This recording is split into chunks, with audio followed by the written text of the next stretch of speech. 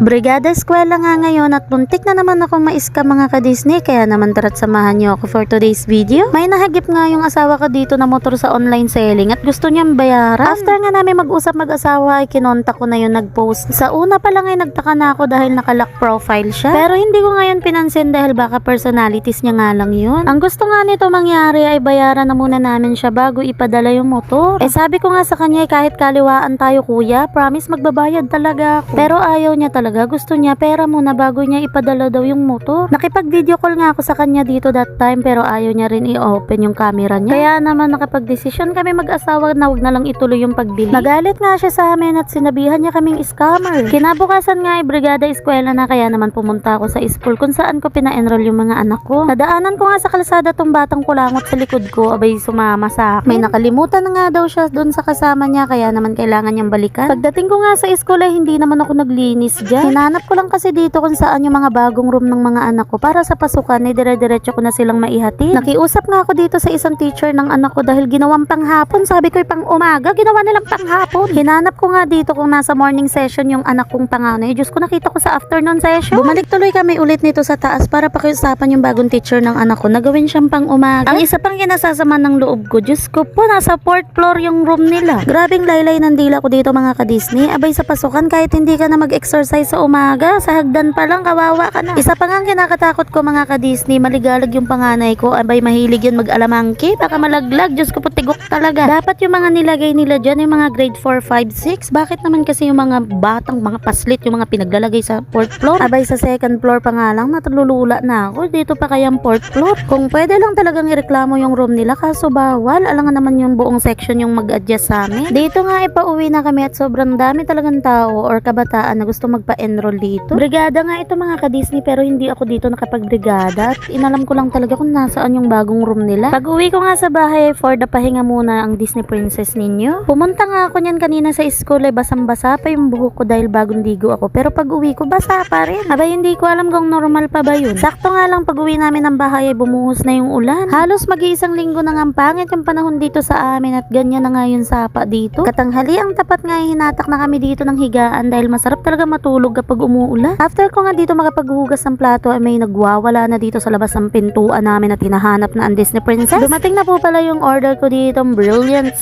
Dahil nito nga mga nakaraan ay panay-panay dagat ang Disney Princess ninyo kaya naman ayan, bumalik sa kaitiman ng face niya. At dahil nga legit at subok ko na tong Brilliant product ay magbabalik na muna ang Disney Princess ninyo. Halos 2 years din kasi ako nag-stop dyan kay Brilliant at yung sabon lang ginagamit ko sa kanya. Eto nga yung sabon na yun, yung You Glow Babe. O di kaya minsan yung kilo-kilo yung binibili